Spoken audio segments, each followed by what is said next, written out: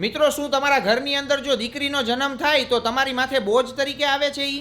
શું તમારા ઘરની અંદર જો લક્ષ્મીનો જન્મ થાય તો તમારી ઉપર બોજ તરીકે આવે છે ઈ? આ મને ખાસ કરીને તમે કોમેન્ટની અંદર કહો, કારણ કે મારા એક સબસ્ક્રાઈબર છે ફેસબુકની અંદર, તો એણે મને મેસેજ કર્યો છે કે મારે ઉપરા ઉપરી 2 દીકરીનો જન્મ થયો વારાફરતી વારા, અને જ્યારે બીજી દીકરીનો એના ઘરે જન્મ થયો ને ત્યારે આજુબાજુના માણસો, એના પરિવારના માણસો, એના કુટુંબ, એનું ફેમિલી, એના સગા સંબંધીઓ અત્યારે બધા એની ઉપર એટલું પ્રેશર કરે છે ને કે તારે બીજી દીકરીનો જન્મ શું કામે કરવો જોઈએ, તારે તપાસ કરાવી લેવાય ને બીજી દીકરી જન્મ થાય તો ખોટું કહેવાય ને, એક દીકરો જોઈએ ને, આ ટાઈપના એને મેણા મારીને એ માણસને છે ને આખો ડિપ્રેશનમાં નાખી દીધો ને છેલ્લે અંતે છે ને એને મને મેસેજ કર્યો કે ભાઈ તમે છે ને આ ટાઈપનો કંઈક વિડીયો બનાવો કે જે દીકરી છે ને એ બોજ તરીકે નથી આવતી. મિત્રો, દીકરી તો આપણા ઘરની લક્ષ્મી કહેવાય, અને મારા ખુદના ઘરે એક લક્ષ્મીનો જન્મ થયો છે, તમને ખબર જ છે કે મારી નાની દીકરી આદ્યા, અને દીકરીનો જન્મ થાય ને મિત્રો આપણે ખુશ હોવા જોઈએ. તમે 2 દીકરી, 3 દીકરી, 5 દીકરીનો જન્મ થાય તો બી દીકરાની જરૂર છે નહીં આજકાલના જમાનામાં. તારું શું કેવું છે? આજકાલના જમાનામાં દીકરો નથી કરતો ને એટલું દીકરી કરે છે. મેં એટલું અનુભવ્યું છે ને એટલું મેં જોયું છે.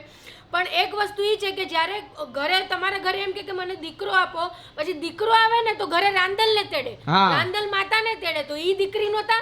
એટલે મારું એક લોજિકલ વસ્તુ એ કેવી છે કે તમે પહેલા એમ કહો કે રાંદલ માતા ને તેડી આપણે, દીકરો આવે તો એના કરતા દીકરીને જ ઘરે તેડાવી લ્યો ને. 100% ઈ વાત સાચી છે. હવે આના પર મમ્મી તારું શું કેવું? દીકરી શું ઘરનો બોજ છે? અત્યારે એ લોકોની માનસિકતા છે. હવે યુગ આથમી ગયો. એક સમયમાં હતું ઘણા વર્ષો પહેલા, પણ હવે તો દીકરી છે દીકરા બરાબર જ છે. હવે એવું કઈ છે જ નહીં.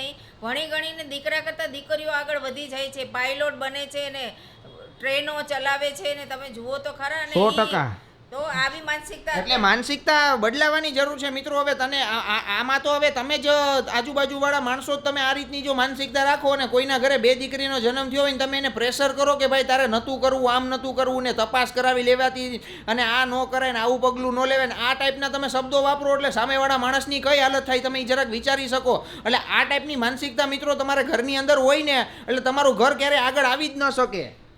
આમાં મારે એક જ વસ્તુ કેવી છે, હા થોડુંક આમાં એક જ્ઞાનની વાત તમને કહી દઉં. હા, બોલો બોલો. કે જ્યારે રામે હા લંકામાં રાવણનો એનો સંહાર કરીને જ્યારે પાછા ફર્યા ત્યારે આવીને સૌથી પહેલા એક વાક્ય બોલ્યા કે અપી સ્વર્ણમય લંકા નમે લક્ષ્મણ રોચતે જનની જન્મભૂમિશ્ચ સ્વર્ગાદપી ગરીયસી. આનો સાર તમને કહી દઉં. જનની જન્મભૂમિશ્ચ સ્વર્ગાદપી ગરીયસી નો મતલબ થાય જનની અને જન્મભૂમિ સ્વર્ગથી મહાન છે.